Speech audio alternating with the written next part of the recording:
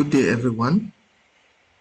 This presentation asks a practical question for programming education. How do we teach students to use generative AI responsibly without allowing technology to replace the thinking that programming is supposed to develop?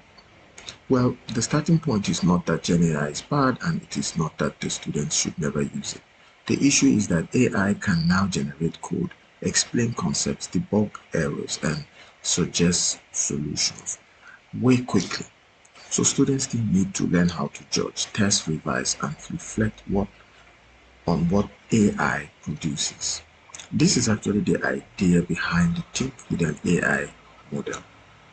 Now, let's move from the main question to why Gen AI creates both opportunity and risk. So, Gen AI is already changing how students learn, practice, and demonstrate programming knowledge. It creates real opportunities, and the novice programming can receive explanation, debugging support, alternative solutions, and immediate feedback at the point of difficulty. But the same convenience also creates risk, over-reliance, cognitive offloading, and things like shallow understanding. So I think the educational question has to move beyond simply asking, should AI be allowed?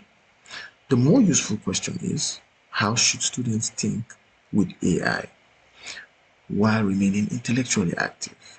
Now, use the contrast between permission and pedagogy to introduce answer seeking versus reasoning seeking, for example. From the answer seeking to reasoning seeking, this distinction is central to the presentation. In answer seeking use, the pattern is very simple. The student prompts AI, receives a full solution, and submits it. The problem is that the student may may obtain working code without explaining it, testing it, or taking ownership of the reasoning behind it. Well, Think with AI instead promotes reasoning seeking use.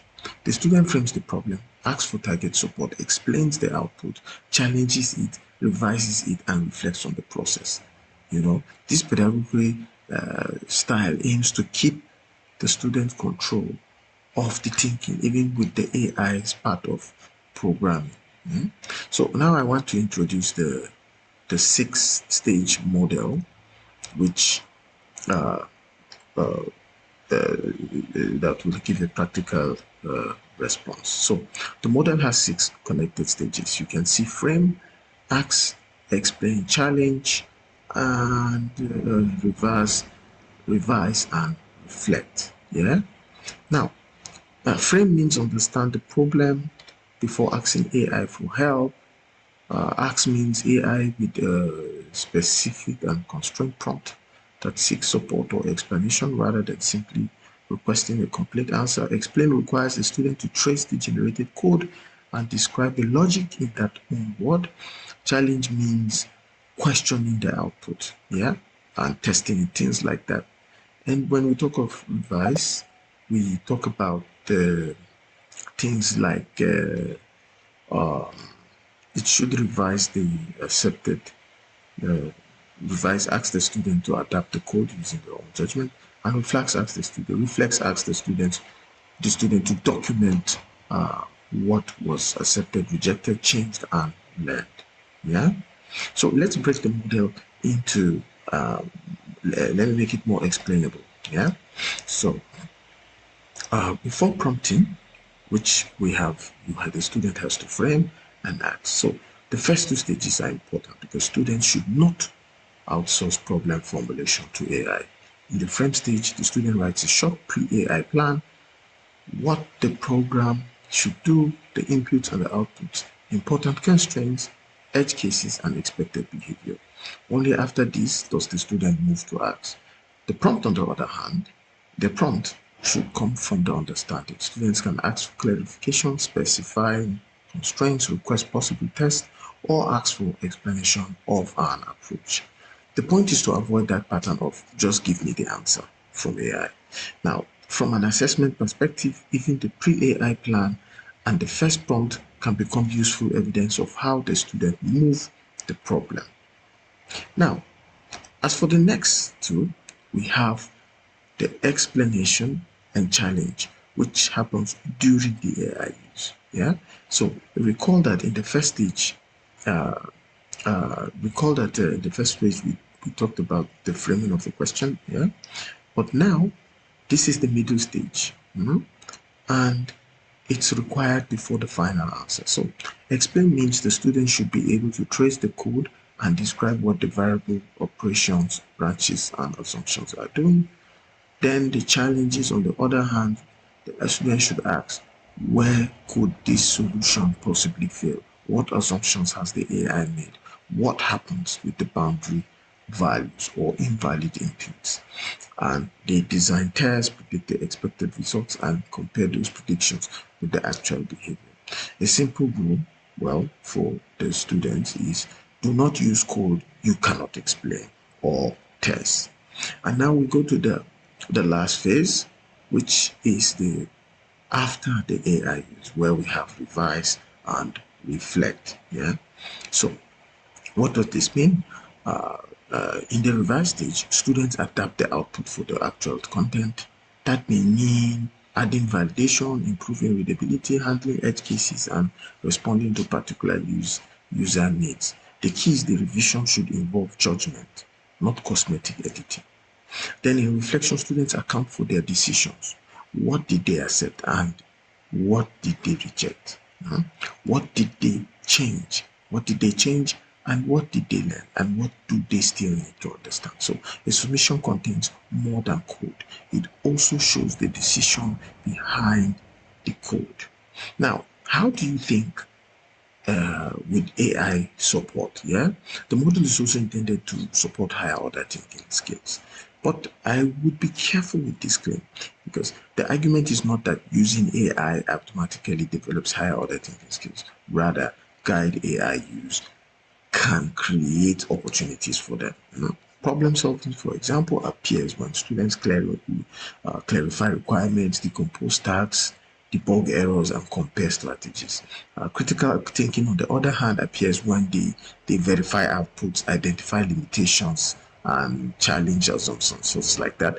And then creativity, on the other hand, appears when they adapt ideas, extend solutions, improve usability, or generate alternatives. So the model does not make AI safe automatically. It makes the student think more visibly and therefore more teachable and accessible. Yeah. So let's look at this example. Yeah. A simple a sample class. So if let's look at this example. You say here is a simple class example. So suppose the task is to write a function that calculates the price after applying a discount and tax. Instead of asking only for the final function, the task becomes staged. Yeah. First, the student plans the input, outputs, assumptions, and edge cases. Secondly, the student prompts AI using those constraints. Then third, the student explain or annotates the generated code. Then fourthly, the student creates normal, boundary, and invalid test cases and checks the result. Then finally, the fifth stage, the student submits revised code together with a brief reflection. You see, the assessment evidence is therefore not only the code, the final code, it includes the plan, prompt, rationale, explanation, test, revision, and reflection. Yeah? Now, what the paper contributes. Because this is a conceptual paper and we had only submitted the abstract and we're still working on it, the contribution is practical model rather than it's a practical model rather than the empirical findings. And the model can inform programming task design by structuring what students do before, during, and after AI use. It also as critical judgment, not simply prompt engineering. No. For classroom practice, it makes students accept, reject, change, and learn decision visibly. And it creates a clear agenda for future empirical research on how guided AI use may affect problem solving, critical thinking, and creativity, which are all aspects, constructs of HOT. Yeah. The practical principle is simple. Do not assess AI use in isolation. assess the programming, thinking that responsible AI use should make visible. So, my key takeaways. I wish to finally, leave you guys with this message, but students should learn programming not only to write code, but to think with AI responsibly. That means moving beyond the simple allow or ban debate and teaching a disciplined process. Frame the problem, ask for purposeful support, explain the output, challenge it, revise it with judgment, and reflect on it responsibly. The question I leave for this discussion are: where should Gen AI be restricted, permitted, or required? What evidence demonstrates responsible AI assisted programming? And how do we teach students to ask, test, revise, and reflect? Thank you very much.